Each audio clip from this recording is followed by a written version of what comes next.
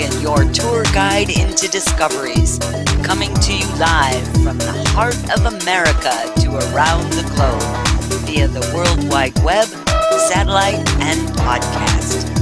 Let's journey together into the realms of the known to the unknown in search of enlightenment, knowledge, and truth.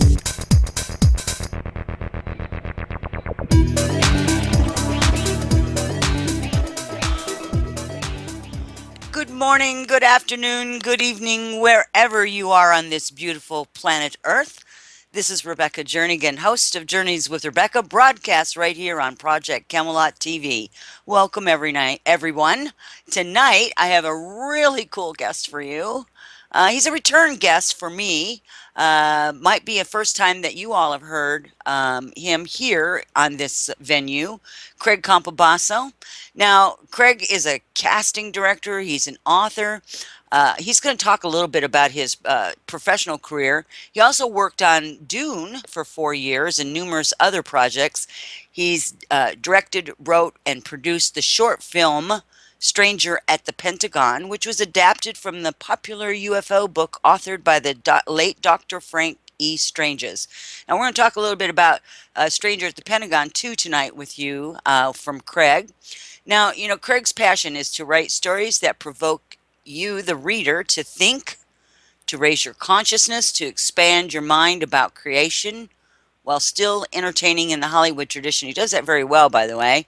But tonight, we're basically here to explore his latest works in a trilogy series, which the first one was published on 11/11/11. What an apropos date.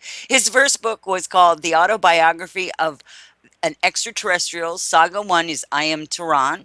The second one, The Autobiography of an Extraterrestrial Saga, Waking Thyron. And the third is Thyron's Dossier. It's the third and final installment of this trilogy, and that's what he's here. That was just released in August. And this, Craig's now also going to be working on a fourth book entitled The Huroid Revolution. He's going to explain all of that to you tonight.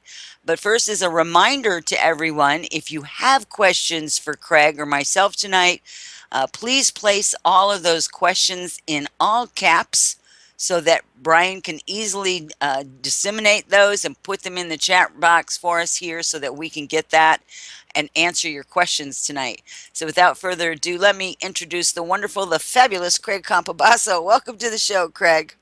Hey, how are you, Rebecca? Oh my goodness, I am so excited to have you here. You always just make me giggle all the time. Your energy just bubbly and just wonderful, and it's just fabulous to have you here, really, Craig.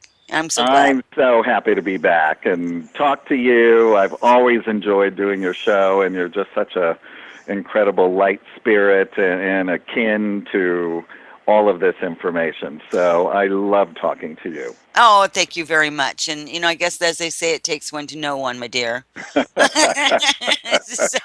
yeah, that goes right back at you. And really, I have to tell people, I had you on. We've talked. I used to talk a lot more personally than we do now. You know, as it is, you know, projects get in the way and time gets away from you, and before you know it, you go, "Oh my gosh, it's been a couple of years."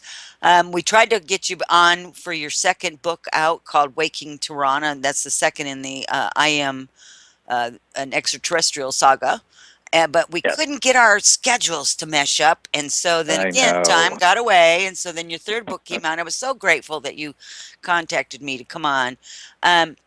You know, many of the viewers and listeners out there are maybe not familiar with this trilogy series, and I know we want to get into all of that, but I didn't know if you wanted to talk a little bit first, Craig, before we got into your books about maybe your kind of your introduction into Stranger at the Pentagon, because I know there's a lot of cool stuff that's been happening with that. I get a lot of your publicity stuff on that, and I go and I research it, etc.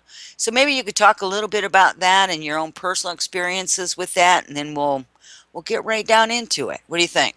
Sure, absolutely. Yeah, I'll give everybody a Stranger at the Pentagon update. And while I'm talking, if the listeners want to go to strangeratthepentagon.com, they can go there and check everything out. And we just revamped the website as well, so it's all brand new. And anyway, so I met Dr. Frank Stranges back in 2001. We became fast friends, and one thing led to another, and I sat with him for a couple of years listening to his stories, and then along with the book, put a feature film screenplay together. And then, as I told him, we would have to raise the money for that feature film independently, as I've been in the film business my entire life since I was 15, and many, many years as a casting director, and in these later years producing and directing as well. But because if we go to a studio, they would make Valiant Thor into, Captain Universe. Yeah, And yeah, it just would not be the same story. And I've had many people approach me, and really all they want to do is change the story. And I promised Dr. Frank that the story would remain truthful, the way that it was intended to be. So, long story short, Dr. Frank passed away in November of 2008, and I just sort of shelved the project. And I think back, maybe in 2012 sometime, I just kind of woke up, and I was one of the casting directors on Sky Captain and the World of Tomorrow with Angelina Jolie and Jude Law and Gwyneth Paltrow, and I also did another film called The Perfect Host with a producer who did the Saw movies. So the Saw movies and Sky Captain were both financed independently because they made a short film which was like a very expensive sizzle reel, right? So back in the day of Star Wars, when George Lucas went to the studio, they had no idea what he was talking about. So he had to go and create vision boards of the world of Star Wars, and that's what sold it. So that's why I decided to make a short film so everybody, investors and everybody could see. Now, I never intended to show the short film to anyone. It was only for investors, but it got out and everybody around the world started going crazy because this story has been around so long and people really, really want to see it. So I'm very proud to say that I'm the first person to ever get a Space Brother, as they call them, film off the ground, right? right. So the thing is so it got entered. The Burbank Film Festival made it an official selection right away, and we won for best sci-fi short film. And they sold 275 seats for our 24-minute short film, and they had to put on a second screening. And then we won the following year, out of over 400 and some entries, the Houston World Fest, which is another huge film festival. So, and then just throughout all, doing radio shows and everything I did. George Nuri has a show on Gaia TV called Beyond Belief, and his producer, Tom Danheiser, has called me several times and told me, he said, this week your show is like the number 2 watch show on all of Gaia. And now out of something like 1,700 shows that have aired on there, I think he said our show is around number 20 of all watch shows ever Wow. on the network. So there's a great people really, really want to know about this story. And I got a call earlier this year from Ancient Aliens. They had seen the short film. And so I appeared on an episode which aired in July called The Mysterious Nine. And they did a whole section on Stranger at the Pentagon, Valiant Thor, and even Paul Hellyer, the former Canadian Department of Defense, confirmed the Valiant Thor story. So for the people out there that we have a lot of new viewers, right? We're gonna have people Sure. that'll be viewing this. Is short synopsis of who was Valiant Thor. Well, who is Valiant Thor? Yeah, I'm sorry. He's That not my he's not. bad. No, yeah. As soon as it came out of my mouth before you said anything, I started to correct I, myself. Oh my God, I am so he's still sorry. around. He's Yes, still he is. around, so Yes, they he is. say.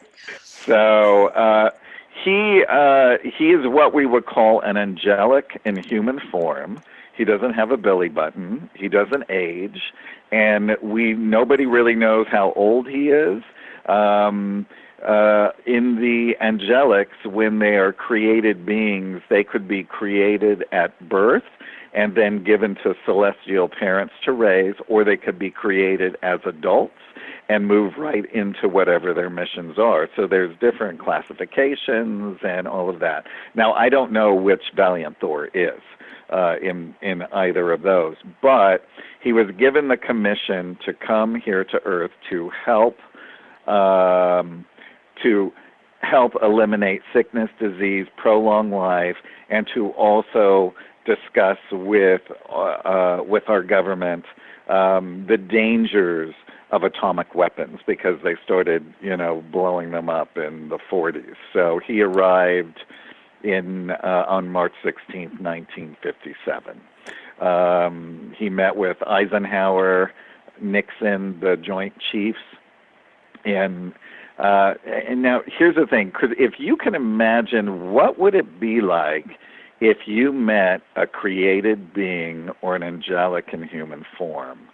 You would immediately, your whole system, your whole emotional system would go into nirvana, knowing that this is a brilliant being, right? You feel it and you sense it. Now, I have met other people who have met Valiant Thor, and they even go on to explain that there was even this this beautiful scent to him that made them feel at peace.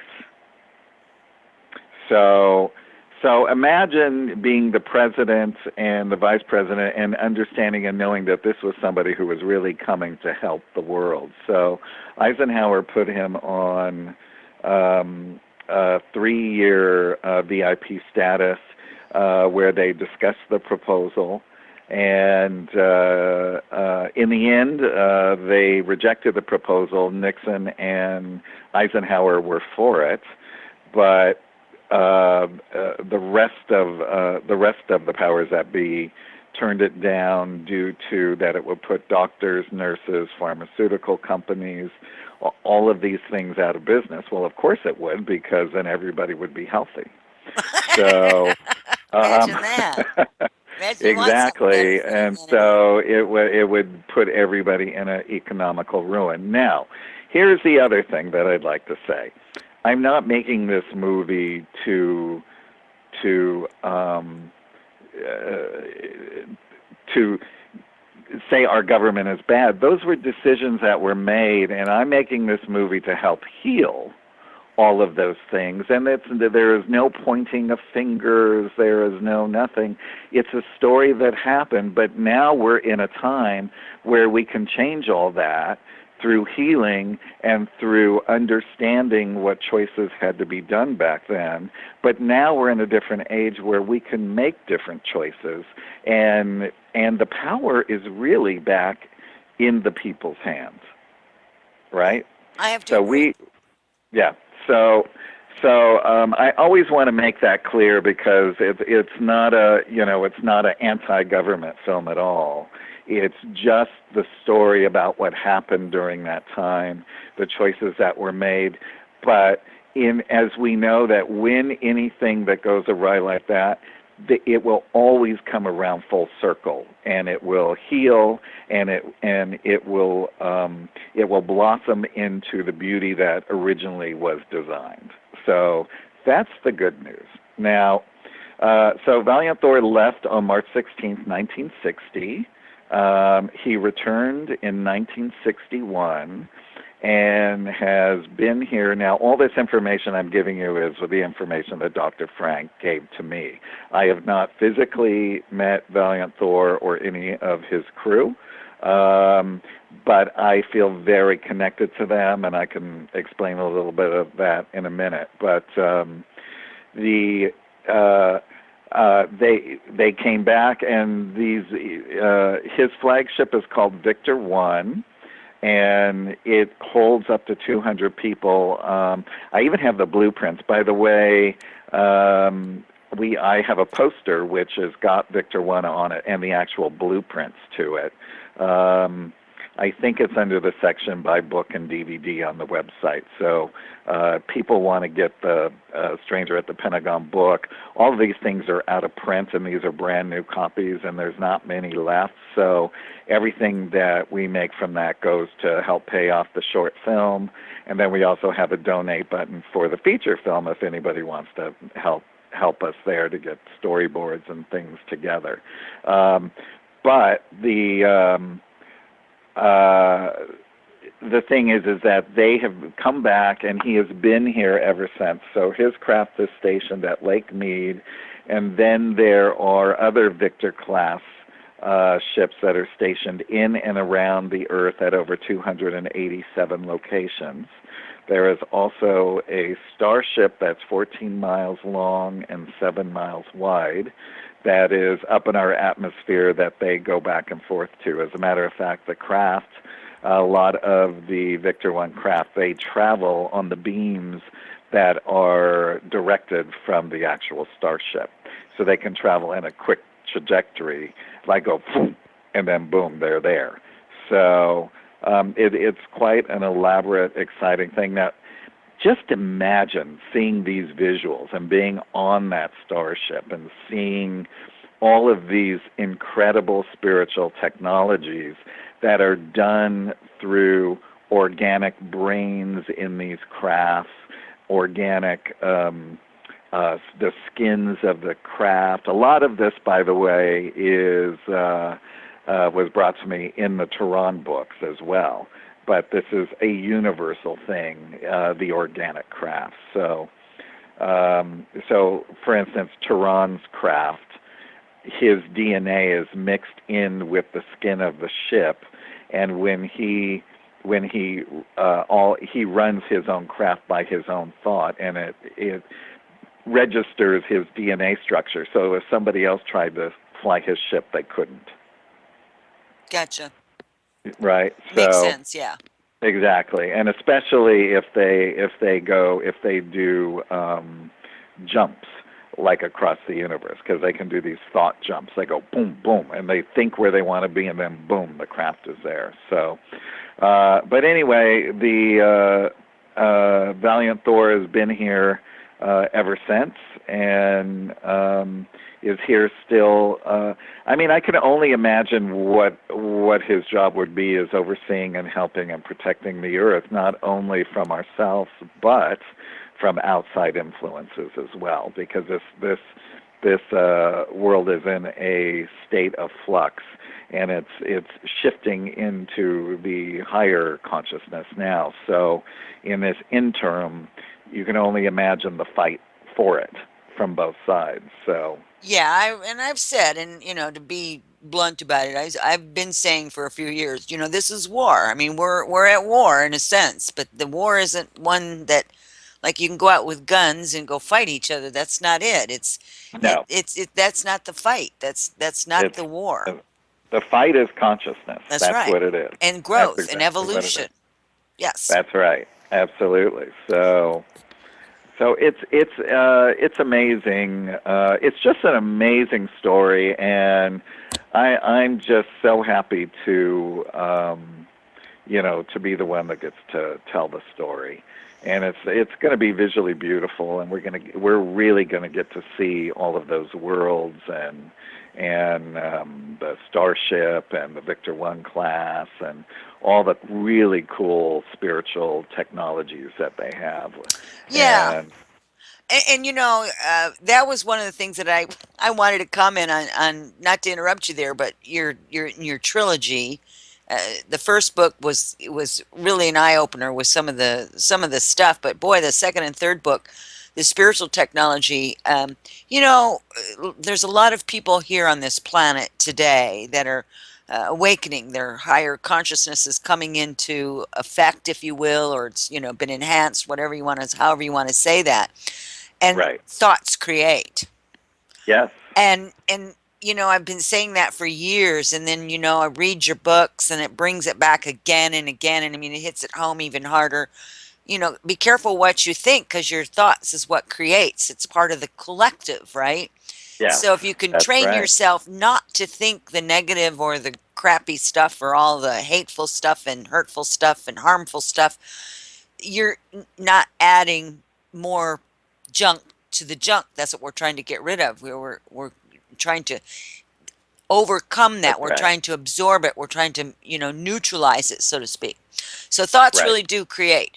And even if somebody isn't a meditator, or into a lot of spiritual aspects or the metaphysical aspects in life, they can change their thoughts. Yes. If nothing else, it's healthier for the individual. It is, and I have I would love to just share a couple of tools Love it. for people that don't meditate and people who tend to take on the negativity and that it lives in their mind.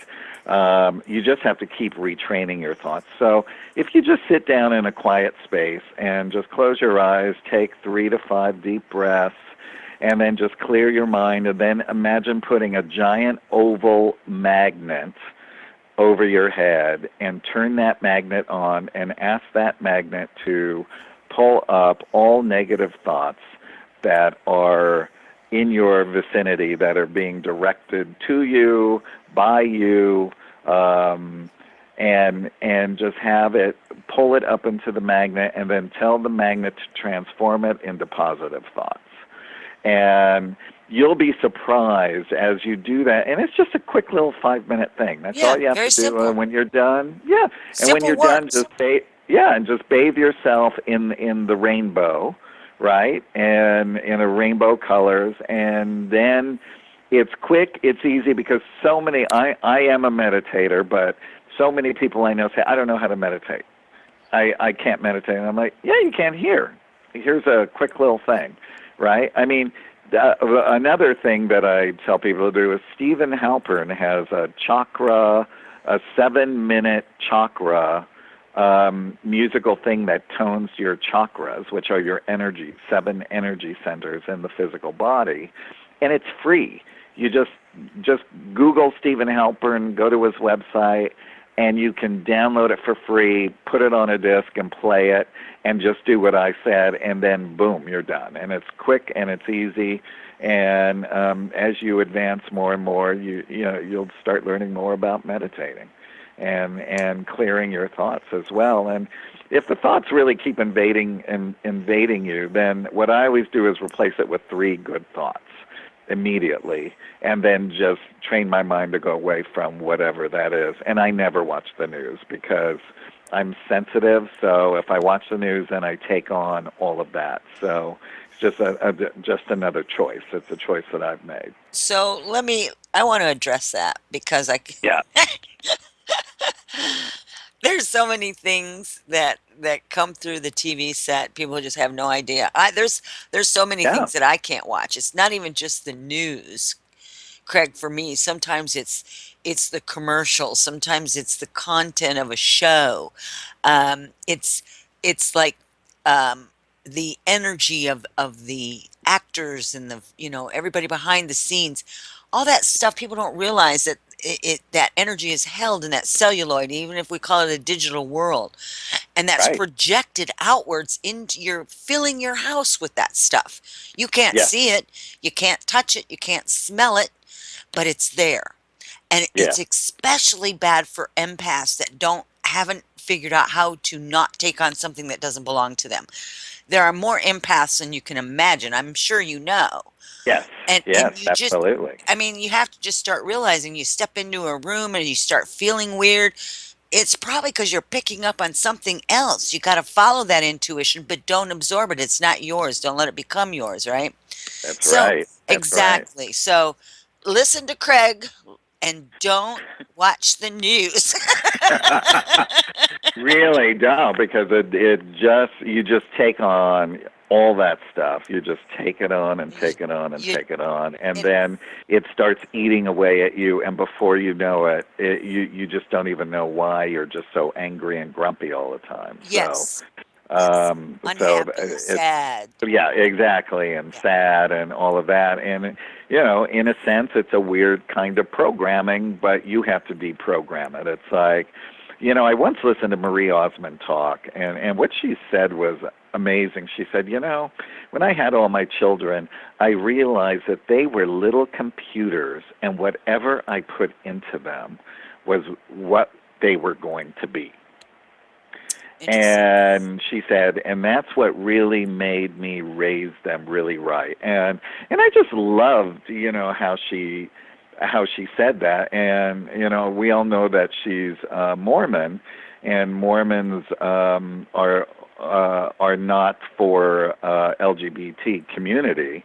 And she has a gay daughter who that she talks about all the time, and how much she loves her gay daughter, and how she so what I love is that she's just talking about love, Hmm. right? And that's what she injected into all of her children. And it's the same thing for us as we are spiritually growing. Whatever we watch, that programming's going into us, even though it's unconscious. That's right. So we have to do that, and we have to learn, when it starts becoming too much. That's why it's really great to just do a 5-7 minute little meditation in the morning to clear it all out. I try and sage my entire house at least once a week just to clear everything out.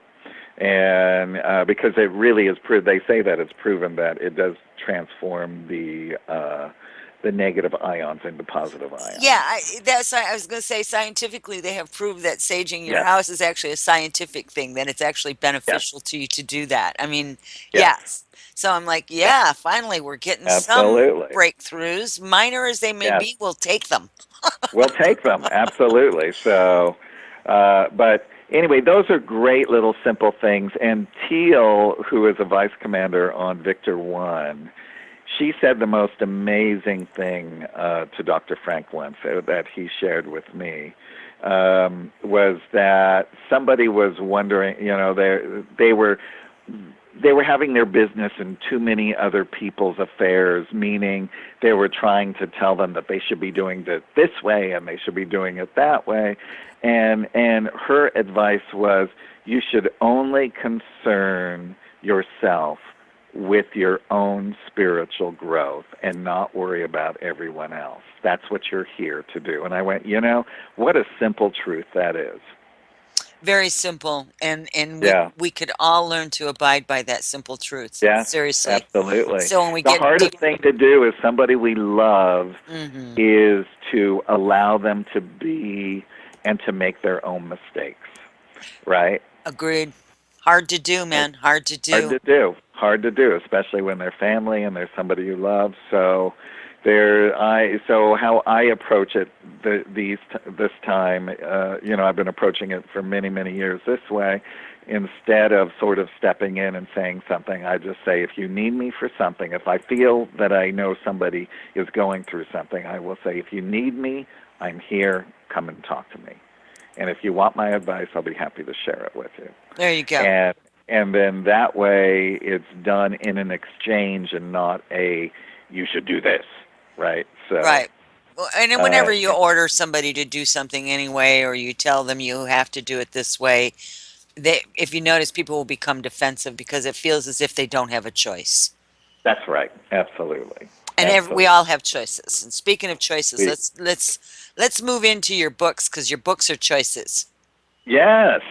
I mean, let me tell you, and I tell everyone their choice should be, not that they have to, but it would be really great if they read your books because they really are very. I tell you what it is. I'm gonna summarize my experience reading your books. Okay, Oh, fantastic. Thank you. the first book was, first of all, they're very descriptive, and you do have illustrations in there.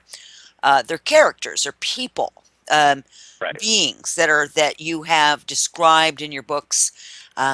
The storyline is really all about these different beings. You talk about the different hierarchies, et cetera, and so forth.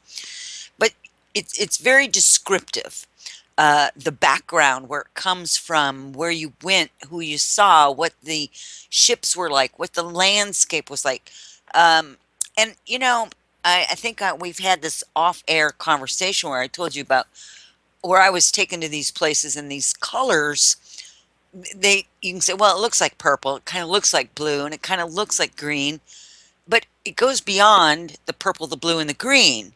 Yes. I mean, it's indescribable colors. It's as close as you can get, in my terms, as to explain what it is that I was witnessing, that I was experiencing, that I was viewing, et cetera, and so forth, right? So your books, Right. they go into way depth about the somebody's eyes example, right? I mean, just Right. it's fantastic. So as we're going Yeah. through the book, first of all, you set number one up really well because you left us with a cliffhanger, which was your thing that you needed to do at the very end there. Right. Yes, which we can't give away I'm because not giving it away, you notice I it's didn't a say. great ending. Yes, Yeah, everybody loves that ending, by the way. And it I was remember, yeah, it's everybody. That's the one thing everybody comments about. Oh my God. it was great. It was perfect. But then Right. book two was it was almost it's almost overload, not in a negative way. But I Right. mean, the Right. descriptions and the people, and then the storyline just explodes. From the first book to the second book, the storyline explodes. We're following your progress Right. from human being to one who has past life memories that has been directed to different people here on this planet that have helped and assisted you, unlocked you in some way, and began the whole unlocking of you and your life previously, what your mission is, who all of the players are in the cosmos and celestials, if you will. Um, and when I say all of them, I'm talking about the ones that most people are familiar with. You talk about different galaxies and solar systems and planets and things. It's fantastic. So you're awakening, you're stepping into your consciousness, you start having experiences, and I'm going to have you talk about that specifically here in just a little bit. And Sure. you go on and you begin to unfold this story about what's really going on. And as you read this story, it becomes like a mystery novel. I know it wasn't supposed to be, but it is. I know. You I keep know. And flipping it the pages, going, spurs you on. It spurs oh, you on. yeah, What? yeah, and then you just kind of keep flipping the pages, right? And you get it's mind blowing how it reads like a mystery novel, but it's not a mystery novel. But Right. it's like it's not a who done it, but that's what it almost feels like when you're reading it. Then you get done with book two, and you're going, okay, how does this end? Where does this go from here? I figured, Right. oh well, gosh, it just can't go much else from here, right? And Yeah. in the second book, you develop the storylines from family members and their interactions with each other, interactions with spouses and families, and the hierarchy of the angels and the different realms, the celestial beings. You get into a lot of the metaphysical aspects, what we call metaphysics, all the higher known, unknown to us currently technology that's available to us. Yes. Then in the third book, you take these characters that are, and I call them characters, some of them are for real for you, most of them are for real for you, and we're going to have you explain that too. Um, Sure. you get in the third book, and the third book, these characters begin to cement relationships more. They begin to learn, and as you're looking through all this, as you're reading through all this, rather, you kind of go, you know what? This kind of sounds like real life here. Right. Right. I mean, it sounds like Yeah. it's an elevated real life, but that's was it just like that's what clicked in for me. I was like, this is like real life stuff. This is Yeah. real life stuff in an elevated form, Yes. in an elevated platform and whatever you want to call it. It was fantastic. I mean, it's got good doers and evil doers in it, and it's got romance and surprise romances, and you know um, what it really means just to love somebody. And your story about Marie Osmond and her daughter was just Yeah. Yeah. fantastic. I mean, because Right. what is love? Love is love. It knows no Right. boundaries. There's no boundaries Right. on it. There's not a male and female, two females, three people, five people, whatever it is. Love is love is love is love is love. Right. Absolutely. It's just love. Absolutely. And And I think people forget that even though I'm in a male form, I'm half female and I'm half male. I came from my mother and I came from my yes, father. I'm half and half, that's right. right? So Humanity.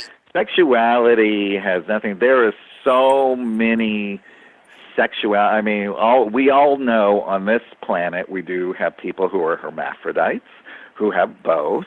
We have androgynous beings, but then book three will explore other types of sexuality that are even beyond was even beyond my thinking, right?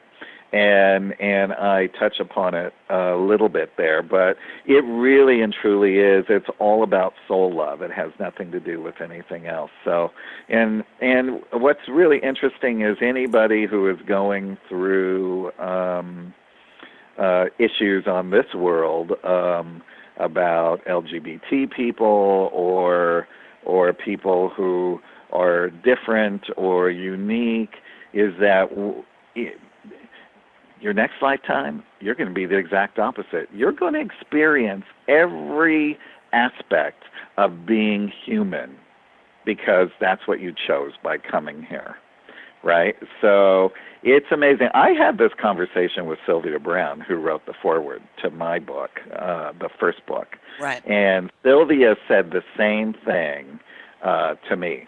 She said, if somebody's having a problem with a certain thing and they're just belligerent and bigoted or whatever, she said, they will come back again and they'll be the other person.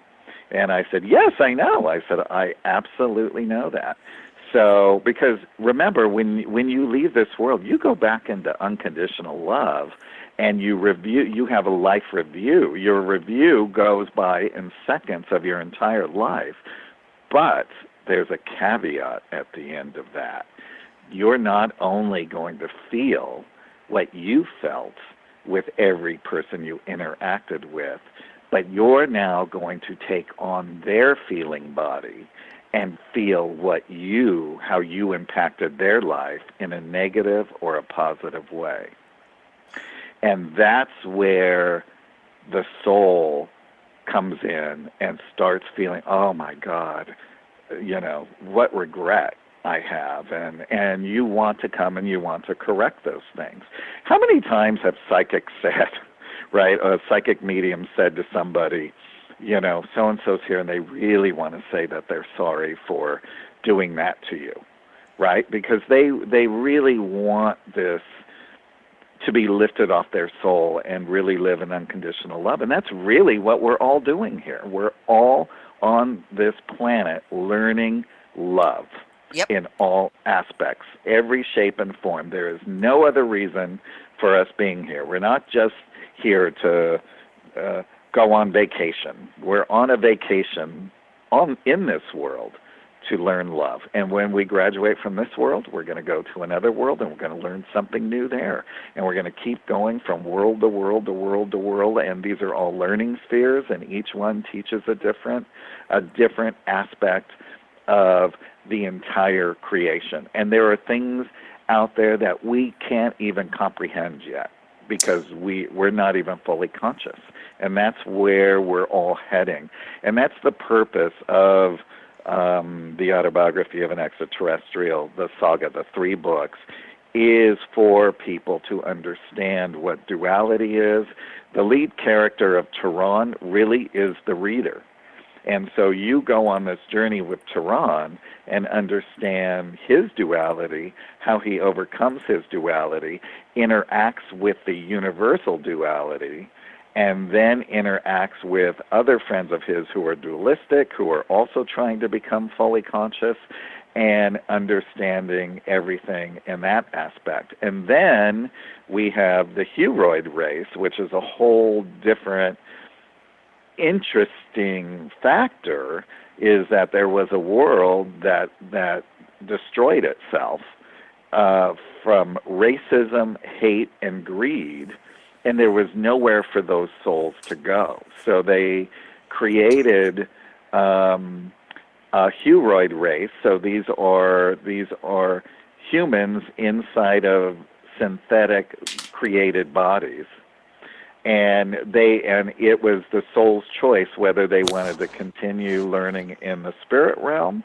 or if they wanted to continue learning in a body. But then they would come and they would be of service to the rest of humanity because they wanted to learn how to ascend. So Isn't that interesting? I know Wow. I was when I read about them, I was like, oh my goodness gracious. Okay. Yeah. Yeah. Yeah. Yeah. That was an interesting turn of Yeah. information. By the way, I'll for anybody who's listening, if they want to go to the website while we're on, it's autobiography of on anet.com, and that website's all revamped. And we also have a superfan special now too, so people can get all three books either in softcover or hardcover, or order them, and I sign all the books to everybody and personalize them as well. So. And the Superman special, you get some additional little goodies as well, which is there on the website. And by the way, on the website, we have a lot of the color pictures from book 3, and they're so spectacular. They're on the homepage, and they sort of thread through. So have fun exploring, you guys. Oh, I'm telling you, it's actually a fantastic. It's a fantastic site. It's a fantastic trilogy.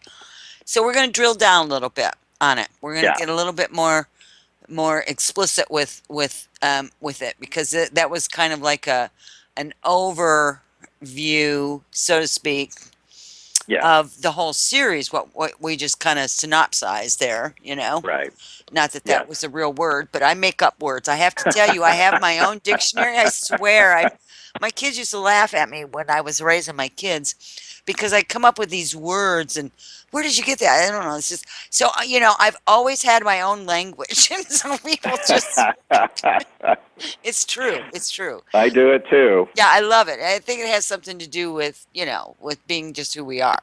Um, Right, anyway, let's talk a little bit about the first book again, just kind of to review it, is an introduction to Tehran and right, the awakening of your consciousness. Now, you called it an autobiography.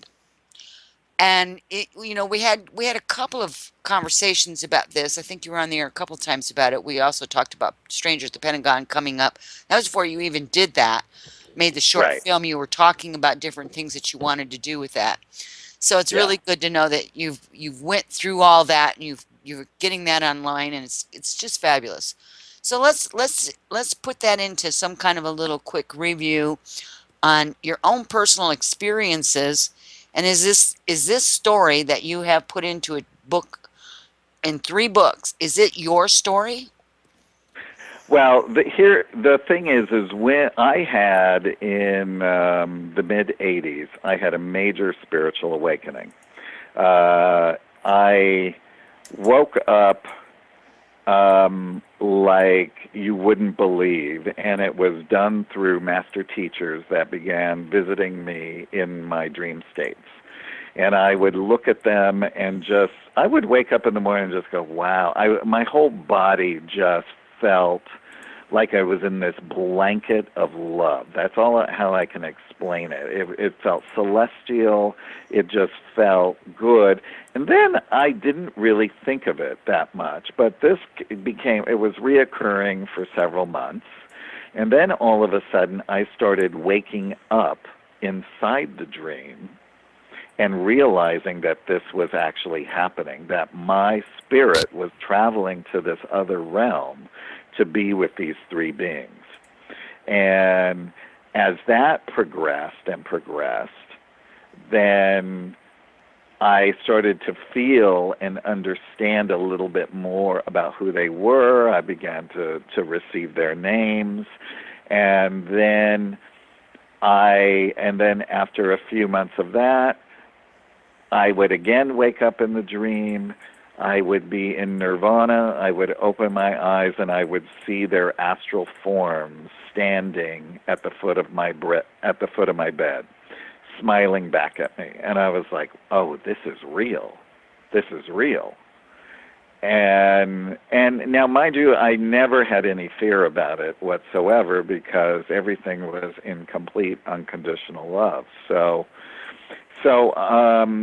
it began like that, and then what ended up happening was one night I went to their realm, and they fed me from their hands a golden light that came into my soul, and it made it feel like it ballooned out, and all of this gold light, see, I could feel the soul history of beings. Now, mind you, I'm casting during the day, and this is happening anywhere from 8 to 12 times a day because if an actor walked in and I felt the beauty and everything of their soul history, I would have to excuse myself, go into the other room, and I'm not talking about crying. I'm talking about sobbing. It was an intense purification of of um, of my soul coming to light is how I can explain it. Like coming to light and understanding the enormity and the whole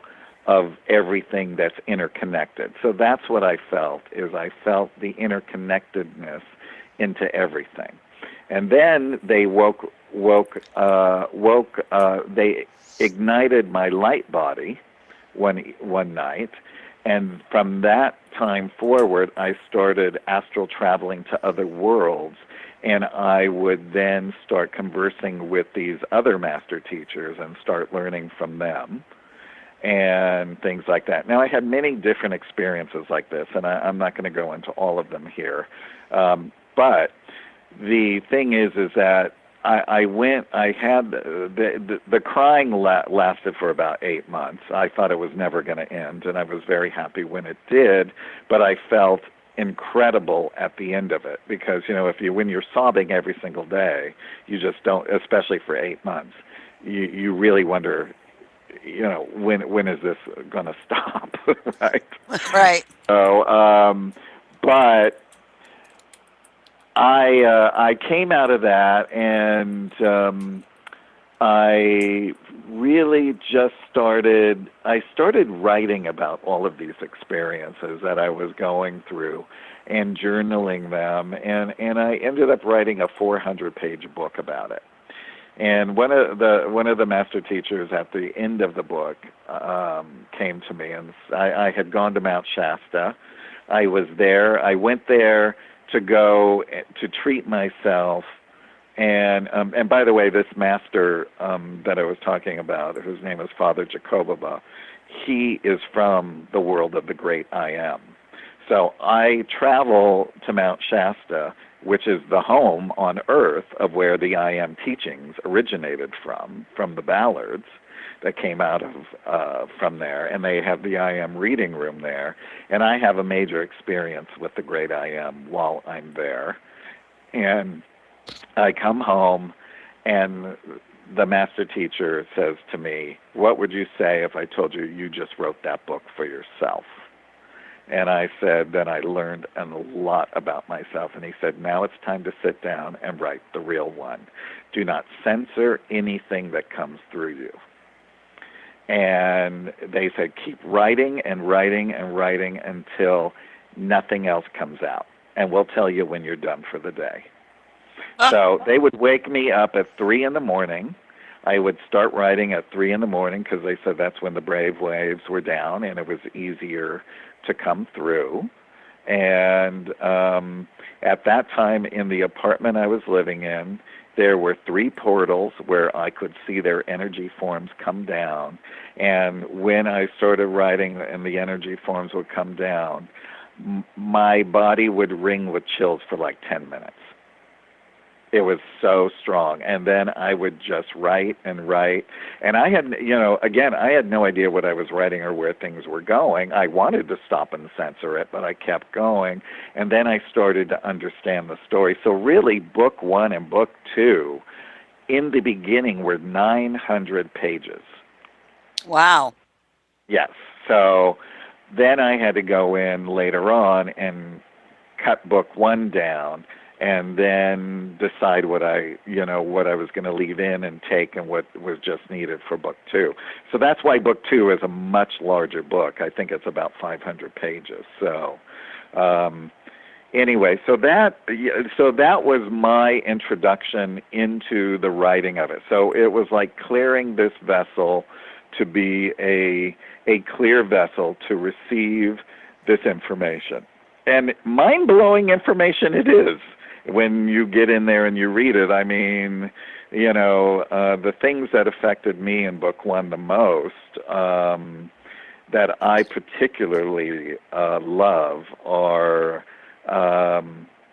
the shadow, which the shadow chamber, where Thyron goes into the shadow chamber and actually meets his own shadow and has a conversation with his own shadow. That's mind blowing. That was just mind blowing, and I also love the water goddess because it's the opposite of the masculine. It's the intuitive flow. So so we got, both those things where he's pulling his duality together so that his heart and mind merge, and then he's making decisions from the heart and no longer from the ego, from the mind. So, so, so that sort of sums it up. But then we get to meet his wife and children, and we learn about his early life and those kind of things. I've often thought it would be really fun to at least write one prequel book to sort of learn what happened even before that. So I may do that in the future. Well, I think that would be really an interesting thing because it talks about your own personal metaphysical journey, spiritual journey, Right, and it gets into, where people can relate even more to your experiences because they themselves may have had same or similar type of experiences and they can put names to it. My deal was, Craig, for me personally, was that as I was going through life, there wasn't anybody I could talk to about what it was that I was experiencing or right, sensing or right, seeing. I mean, I grew up in a very, very rural town, very, very small community. There were no people around. And I didn't really get away from that and get out to explore the world until I was in my 20s, and not as much as I really wanted to. And eventually, I was probably in my 30s before I started meeting people of what I would call like minds, and I would explain to them, what it was that I was seeing or feeling or sensing. And then once that happened, I found other people that had done the same things or experienced the same things or gave me insight as to, well, that means you're this or that means this, giving me more of the metaphysical terms as opposed to just describing what it feels like to be an empath or an right, intuitive or a clairvoyant or a medium or whatever the case may be, right? right, And so it's really, really nice to, if you could do something like that, because I think people could really relate to that. Your book speaks on that. I mean, even the first book speaks on that. And of course, in the second and third books really gets way deep into it. And for those who are, mm, how should I say this? Um, those who have been looking forward to raising their own consciousness level, what could be their life cycles? What is it that they could learn about themselves by learning how to either astral travel or I call myself an experiencer. right. Yes, That I mean, for some people I call them dreams because they don't understand when I say I had an experience. Well, where were you? Well, in bed. They're like, okay, well, that doesn't count. You were sleeping. Okay, so I was in a dream. right. We'll call it a dream, right? Yeah. For other people. But you are Right, experiencing but this. that they don't have the concept that Right. the soul travels and you are going to other places that your physical body can't take you. So you are still having an experience. You just don't have experiences in your physical body. That's right. And so, Yeah. this I think is a huge step in this whole journey for people, your books, because as I was reading, I have to tell you, when I was reading, I was like, that person seems very familiar to me. Their character, their personality, the things they've done. I think must have run into them at something at some point. You talk about soul Yeah. connections and soul families, and so Yeah. this is I called it like a mystery. It was more of it's a mystery because you don't know what's coming on the next page, but it's also extremely enlightening.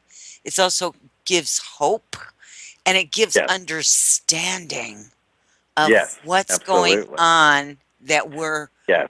we're all knowledgeable of. We just have to unlock the door and let it in. That's right. That's right. And the end result is this planet is going into its perfection stage. So right now it's just going through through the stages that it needs to get through. But in my soul, I know this planet will be in its perfection stage soon.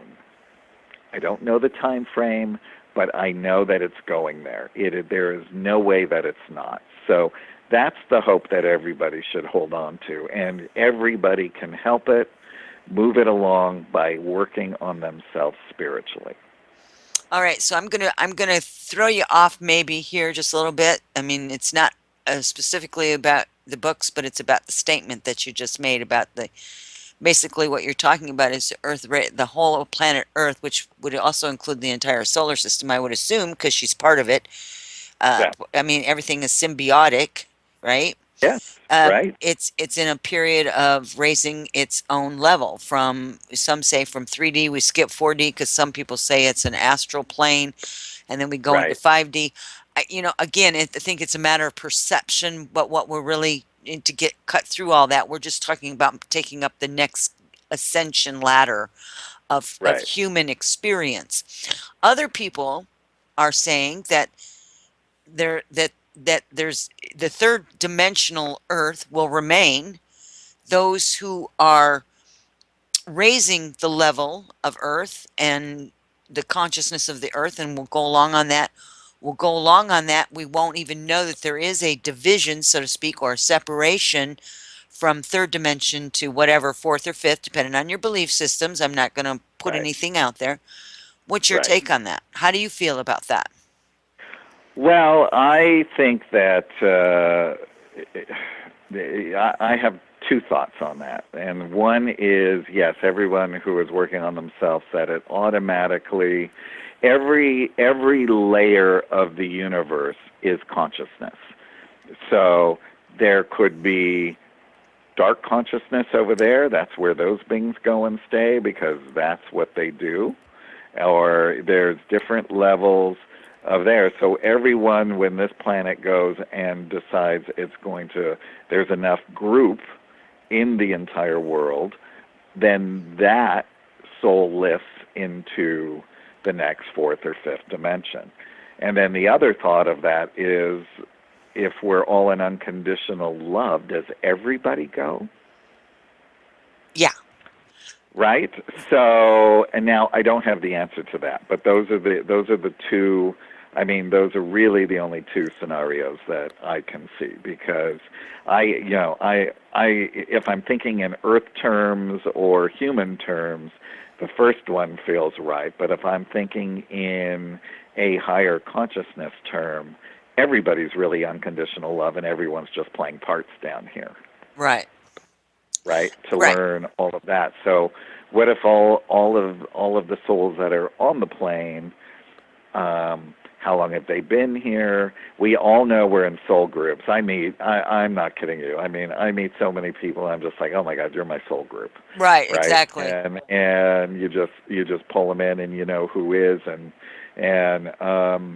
and are we all in these groups? And in these groups, we're all helping each other to raise up and each group. So even if somebody is lagging behind, or the others helping to pull them up as well. So I really think in the end it really is all about unconditional love. And if we really are all just playing, I'm a mean guy this lifetime. I'm a nice guy the next lifetime. I'm a spiritual being this lifetime.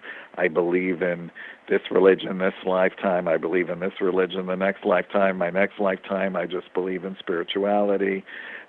All of these different belief systems become all ingrained into you like an incredible evolvement, and you learn to just love every aspect of it. So it's just interesting. It's also fascinating to me what consciousness is, because everything is consciousness. Well, absolutely.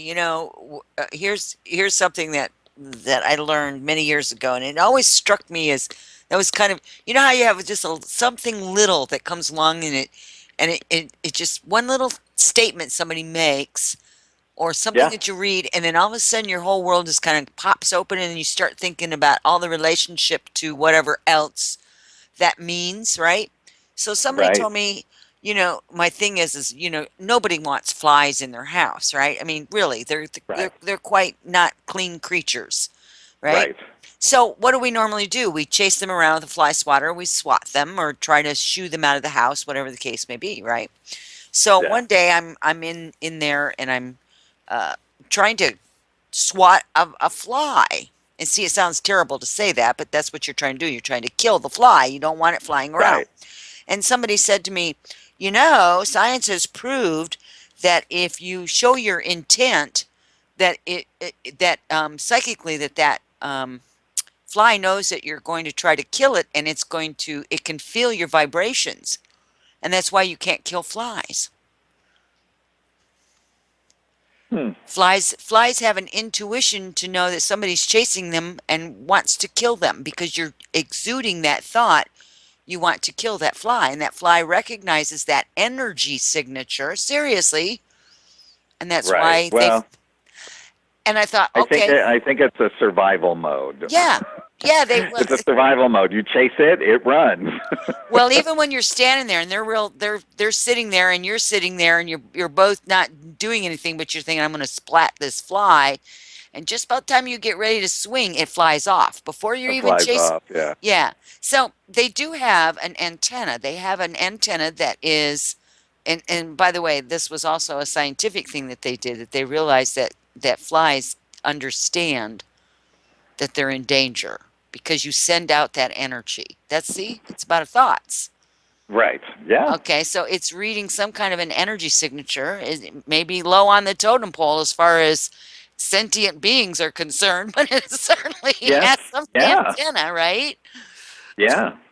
So now I try really hard just to talk to them and send them out the door instead of swatting them. I can't hardly do it, but I still don't want them in my house. Well, because they do land on things that they should not be landing on us after they've landed on. That's So, correct. That's and they correct. do carry disease, and they do carry a lot of stuff. So I've asked some spiritual teachers over the years what they thought about things like that and little bugs and critters. And they said, if you put the thought form out in your home that if you come into my home and you want a master to send you on into your next life, then if you're in my home, then you're allowing me to do that. Or you can, if it's something that you can scoop up and put outside, which sometimes you can do with spiders and things like that, that's fine as well. And then I knew the first animal psychic medium that I met, and she worked with my dog at the time, Pebbles, I remember Pebbles. she was like amazing. She had her down to a T. We were sitting talking, and there were gnats and flies and stuff, and she would just go swat, and she'd swat them with her hand, and she'd kill them in her hand, and she'd go, on to your next life. And I said, you're an animal communicator, and you do that? And she goes, yeah, I just sent them on to their next life. I'm like, Well, wow. I kind of like the idea. Look, if you step into my realm, understand that I will send you on your way. Right, right. So Uh, anyway, I like that one. I'm going to keep that one. I normally just say, look, I don't, nothing, no insects. You're all outside. And it right. does help. It does help. But every once in a while, you get some flies that come in. And you You do, do, yeah. but I will And tell you, they are unclean. they are. They're extremely Yeah. unclean. And Yes. so now they have a new contraption, by the way. Now they have this thing for spiders that you can literally, it looks like a little, it looks almost like little plastic fiber optic thingies. And it's a little wand, and you push down on it and you put it over the spider and you push on it and it grabs the spider without killing it. And then you take it outside and pull the thing and it releases it. I was like, well, now Oh, now this that's I awesome. thought That's that was really the coolest awesome. thing ever. I was like, wow, a humanitarian thing, That's right? so, so cool. I As know. seen I on know. TV. I would actually buy that, I would honestly. I too. would buy that. I think that that's a great contraption. And, as long as it's not a black widow that can sting and kill, and, because you really just don't want those around children. No. Because if they don't know what it is and, they get stung, God forbid. Yeah, for sure. So, So let's get but, back to the book for a minute here. So sure. we've got this fabulous storyline about your awakening. You're learning how to astral travel. You're learning how to telepathically communicate. You have manifestations, quite a lot of activity going on in the first book, and the second book just continues on. I asked you before the show started, how did you get the rest of the material, and you kind of um, put that into a form for me, into a few statements about how that they would manifest at the foot of your bed, and that you were telepathically communicating, and that sometimes they would take you there, which is experiencing it, whatever the case you want to Yes. astral Uh-huh. travel. Your dog, obviously, Miss Pebbles, there Right. was with you as well, which I found really fascinating. Yes. I've had a Yes. couple of creatures, a couple of wonderful four-legged friends of mine that have passed over, and they were just. And I've had a lot, but there's been just a couple. You know how that is when you get that heart connection with a certain animal. Yeah. It's just there. It's just, you just absolutely love them, and they love Right. you. And so I felt Pebbles in the book, and I thought that was really cool how she was incorporated, or he was incorporated. I don't. I think it was a she. She, Yeah, I yeah. thought it was It's a a she. she. And Yeah. what her job was. I thought that was quite interesting in the second book. What her job Yeah. was. I mean, she was quite extraordinarily helpful, and Yes. I want to say to people who are out there even thinking about maybe getting Craig's book, these the storyline talks about good and evil, basically. It also talks about obviously awakening the consciousness, learning what unconditional love is, what it means to do a soul review when you Right. are ready to pass over. Which, by the way, there's been a couple of people I know that have actually been through this review themselves. They didn't understand Yes. exactly what it was. I've Uh, been through it already. I've been through it several times in this yes, lifetime. yeah, Yeah. and I think we do that to kind of purge ourselves. I think it's about Yes. and then we get to another level, and then we have to purge again because we kind Yes. of you reach this plateau, and it's just a process of evolution. So I think maybe we could speak to that a little bit for, especially for the viewers out there, to let people know. Um, I was telling you that, a year ago, so I had a health bout, and it put me down for a long time. And a lot of soul searching went on. There was a lot of things that went on, and the purging of information, and the realization of what bonds and binds that we put on ourselves, and we don't even realize that we've done that. There's a lot of things that we all carry with us. It's kind of in a DNA kind of a thing, a cellular memory sort of thing of Yes. protection and things like that. And here's the deal: we don't need to do that anymore. We just haven't. There's so many of us out here don't realize that we just can let go of it.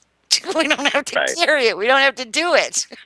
Right. Well, it's what we talked about before we went on air. Is most star seeds will go through a death and resurrection process in their life because star seeds and messengers and mighty messengers that come in incarnation missions, what they're doing is they're quickening their own. They're taking their duality and zooming full state, it was full speed ahead towards becoming fully conscious. So when they're doing that, they're not afraid to dive into and feel the pain and feel all of the things that most people push away, and then that pain gets locked in their body, and that's how disease and stuff starts. But what ends up what ends up happening for most starseeds, and I went through it myself. I had, a death and a resurrection where I went through where I really shouldn't be here on the planet. I should actually have passed away, but I'm still here almost 6 years later. And So, we're so grateful you are. and I am too, because otherwise the world wouldn't have the books. So, That's right. Or so you. and I love being here doing this. So it's fun for me, and it's I love when people get it. So so the thing is that it going through that death and resurrection and what we're going through, and I've talked to many other star seeds recently, and some of them are just starting going through those kind of bouts as well. Is that if you understand what you're going through, that you're going through it, and that if you stay strong and you stay positive and you understand that when you come out the other end of it, that you will be that much closer to becoming fully conscious, because you've just zoomed through years and years and years of evolvement in a short period of time. So it's an incredible process. And by the way, I didn't know that you could have a second spiritual awakening. I had one a couple of years ago that lasted for a full year. And I now realize that we can have many of them in our lifetime. So each time I process through it, I keep understanding really what unconditional love is, even on a more deeper, minute level. And this last round, it really, really, really changed me even more towards compassion and learning other things on a deeper level, like understanding if somebody is just doing something horrifically wrong to you, that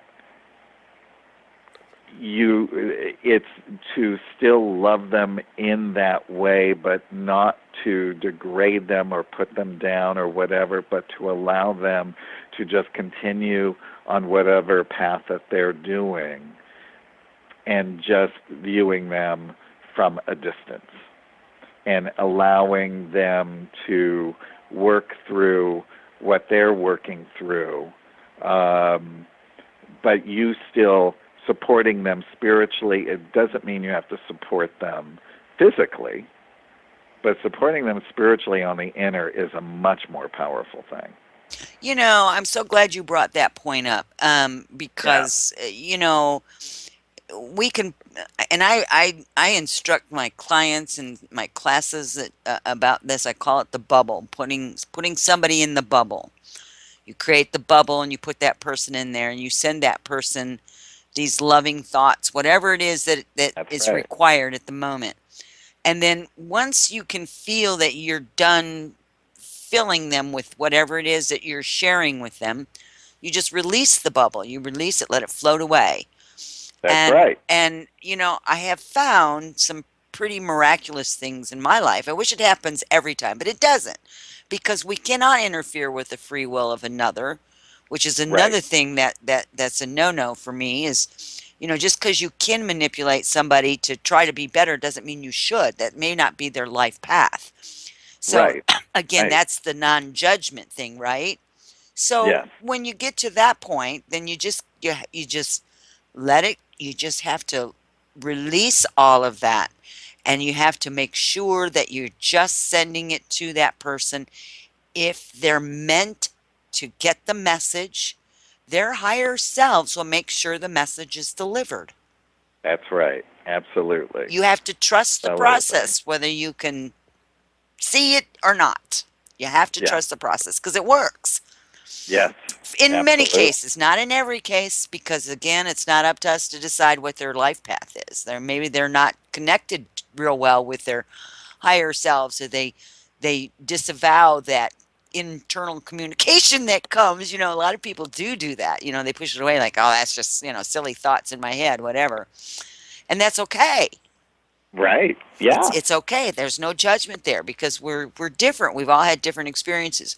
So in your books, you explore this, and we're talking about fifth dimensional plus beings that Yes. you're writing about here, and that's what I try to express to the audience, and maybe I wasn't real clear, so I'd like to kind of state that clear, is that these experiences that these more elevated or higher conscious beings are having are not so dissimilar from our own that we experience here on Earth. Yes. They're more in depth, maybe, they're more intense, maybe, but only because that level of sensing and feeling and knowing and understanding is also deeper. So, It is. It is. And in book three, it is explored more, where one of the crafts, by the way, is in all of the dimensions at once, and they can walk with a thought from one dimension to the other and be on the same craft, but it's different looking on the inside with a different crew. And they all interact because all of the dimensions are married to each other, and what happens in one affects the other, and that is very, very dear to them, to make sure that everything is harmonious. So when there are wars and there are things that are blown up, like on this planet, it is felt in all of the rippling dimensions and other mirror universes, if you want to call them that, and into the other dimensions as well. Another thing I just wanted to bring up is, being an empath from doing this work, is that all of these characters, I mean, all of the beings that are in the book, I actually felt their feeling body and who they were, and their thought process and the love that was in their heart, and even all these fully conscious beings were so beautiful that literally before I would even start writing, I would just cry beautiful tears of joy. And then when you start getting into the created beings and the gods and the angels and the archangels and that, you literally just go into this blissful, teary nirvana. I can't even explain it. It's so amazing to even see into those realms and go there. And when I sit down and I meditate and I go high up, to go and visit those realms is so unbelievably rewarding that I want everybody to have that experience, and that's why I really wanted to try and convey it through, Christine Dennett's beautiful artwork. Her and our minds are just melded, and she's, I met her many, many years ago when I wanted to start illustrating the book, and I met her in Follow Your Heart Restaurant, which is a health oh, food oh, isn't restaurant. that cute? And I love isn't it. that great? That And is. we were sitting there, and she just said, I just have to acclimate to your energy. Give me a minute. And then she looked at me, and then she looked way above my head, and she said, there is a very tall blonde man, over 7 feet tall, with long blonde hair, standing behind you, and he's telling me his name is Thyron. I said, his name is Thyron. That's close enough. I said, you got the job if you want it. So she's Oh, been very connected to Thyron from day one. So even when I explain to her and sit with her, and she sketches everything out. The sketches are gorgeous, by the way, because they're all in pencil. and then she goes into the computer, and I give her all the colors and everything out of how everybody is, and it's just, from book one to book three, everyone who writes me tells me that they're so happy that they get to see the visuals because they actually connect into them, and a lot of them feel that these beings were where they came from, or that they felt so connected to them, and that energy signature helped them delve even deeper into the book where their soul got more from it. So Exactly. for that, I'm really grateful. And in the back of each book is a terminology of the extraterrestrial world. So I always suggest to anybody who gets them now, in each book, the terminologies, some things are a little the same, but there's a lot of new stuff in each book. So I always suggest read the terminology first, and then go back and start reading the book. Therefore, you don't have to go back and forth and go, ooh, what's a Merkaba vehicle, or what's a this, or what's a that, or those kind of things. And a lot of times, even though something might be explained a little bit in the book, I will go into a greater explanation in the terminology so people can get the whole full round of it. And it is extremely helpful. One of the other things that I'd like to share with everyone tonight before we run out of time is that as you're reading through the books and you are getting spiritually connected, you're also learning about, we talked about it in the beginning, about the good and the evil. That's what we call it, good Yes. and evil. Right. Even those that we consider evil beings, in the book they're depicted, they're drawn. She sketched them out, Yeah. and they're not anywhere near the horrific images that are pressed upon us on this earth plane at this time, and have been for quite a few centuries now. Right. um, Right. and it makes you understand the world in which they really really come from, um, You understand their humanity. yeah, You and understand who how they they are. That they lost it. are people, and how they lost it. They were people. They are people, and how they started descending and gradually became who they were. That's right. So it puts it in a form that's no longer fearful of what people think, and that kind of thing, and it, I that's the one thing that was, when the books were done, I was like, wow, that really, to me, that really sort of put it into a perspective, because now it puts a face to those names that people always feared, and now they'll understand who they were as people, and that they really are just people. I mean, even beings that are fully conscious, they're just people. Yeah. We're all people. Some people are a little more advanced, some people aren't. So, but everyone is the same, and nobody treats anybody any different. So, except on this planet. So, Well, yeah, yeah. I mean, and I'm sure there's probably another planet or two out there, oh, It's, I'm sure there are. yeah.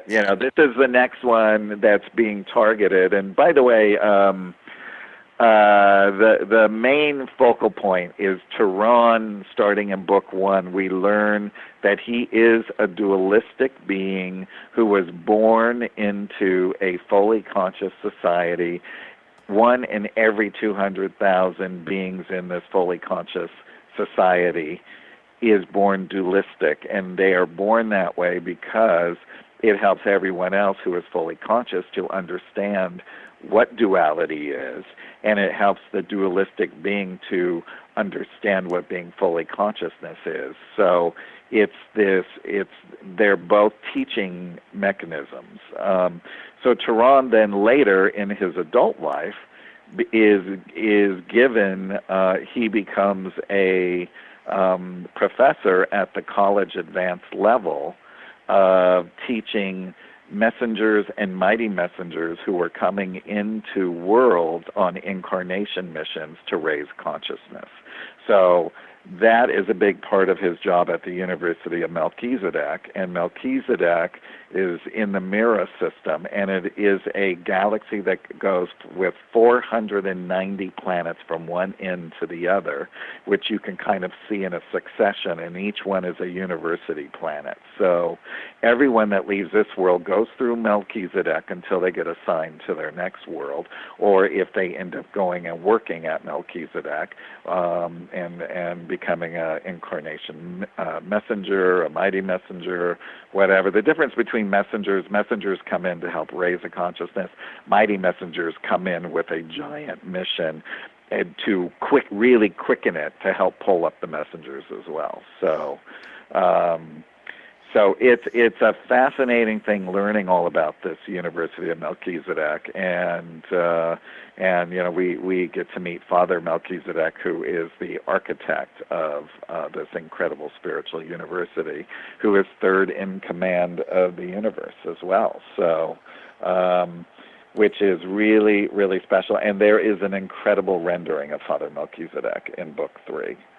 So I think people will really hook into that. So. And Um, the other thing I want to share with people too in the book that was really great was when you went into the secondary chakras and you work with the seven chakras, and then you go in and talk about the other ones.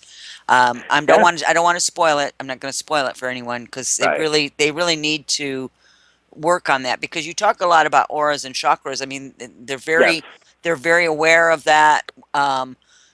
When they're going through the individuals as they're progressing through your storyline here.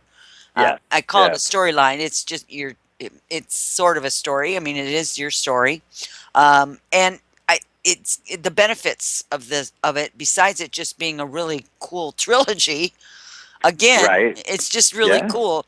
It will also be an education for you. It will also be uplifting for you. It also make you cry in places, and some places you can see yeah, yourself in it. And you go, "Oh, yeah, I could use to work on that myself." You begin. You really it is. It's very eye opening. And it's absolutely fun to read. It's absolutely fun. It's a page turner. All of your books are a page turner. So before yes, we yes. before we run out of time here, why don't you any last thoughts? Anything else you'd like to share before you give everyone, all the websites again? What would you like to share before we let you go here tonight? Well, I think the one thing is just really live your life in simple truths. Don't get into thinking about all different kinds of things. It's just sit down, just meditate, work on yourself. If you're presented with a very conflict, something that's going in and on in your life, look in the mirror and say, what is that doing for me? Right? What people will love the imager that's in all of the books. Yes, yes. The imager does many, many things, but one of the things is you can catapult your consciousness and make yourself an image of yourself in front of yourself that will talk to you truthfully and tell you what you're doing and why you're thinking in a certain way and where it was caused in your life, so you can go back and try and fix it. And that is an amazing thing. So if you can learn to do that and really look at yourself objectively and say, maybe I'm being too harsh in this situation. So let me just sit back, let me just meditate, let me just put love on this situation, let it heal, give it some time, that kind of thing. The one thing that I used to do all the time was I wanted everything rectified right away instead of leaving time to heal so that the other person could heal as well. Uh, Because I used to only just think of myself healing, and I just want to be done with this situation. Now I look at the whole of how all people can heal through whatever situation it is, and no matter what time frame it is, because I wanted everything nicely wrapped up and put in a box, yeah, right? yeah. That's it. Yeah. That's that. I understand. That's right. My hands raised. So we all understand that one. So, Unfortunate. but the websites for the books are autobiography of an ANET.com, and they can buy all the books there. And like I said, we have a super fan special if people want to get all three books. They can buy them individually. I autograph and personalize them as well. And stranger@thepentagon.com. And both websites are all newly revamped, and you can learn more about the feature film on stranger@thepentagon.com. Also read about the short film and all the things that happened, and you can also, there's a resource page of all the shows and all the things that I've been on.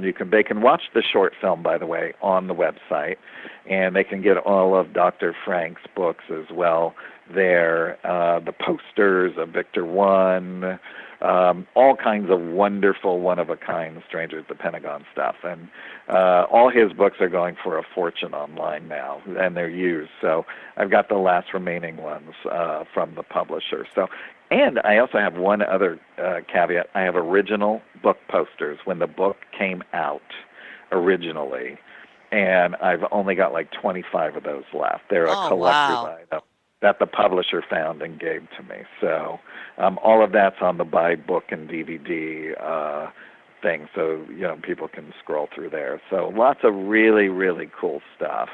And and if people haven't, you want to learn more about the story, you can watch the short film, of course, or go on YouTube and type in the Mysterious Nine, Ancient Aliens, and watch the incredible job that they did. I'm in one segment.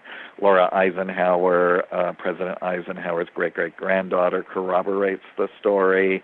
Paul Hellyer, as well as Giorgio and Michael and everybody else, and George Nuri's on the episode. J.J. Hurtak. It's an amazing, amazing piece. So be sure and see it. It's just beautiful. They did a fantastic job. Well, Craig, honestly, I had like 7,000 more topics. That Well, I'll come back oh, on. Let's I just was do going to it, because ask. you and I, let's just make a date. Well, we're going to do that. I'll tell you what, I'll get a hold of you in the next few days, or you can get a hold of me in the next few days. We'll get something set up for a little bit later on this year. I want to tell you, I wish you well on this Thank latest you. book that you have Thank you. released. Looking forward to information on the fourth book that you'll be doing as well. Updates Yes. on Stranger at the Pentagon. This is, as always, Craig. It's just always really wonderful to have you on. I'm so glad that we were able to have this time together for you, for me, for the audience, and for those who will be listening later. I appreciate you so much, and I can't wait to get you back on. And we're just going to have tons and tons of conversation. And I appreciate the audience checking in tonight. Thank you all for being here. And I want to thank Brian, my engineer and producer, for his wonderful work that he does in order to bring this to you all. So, with that, I'm going to bid you a good night. And until we meet again, where will your life's journey lead you? Many blessings, everyone, and good night. Blessings, everyone. Thank you.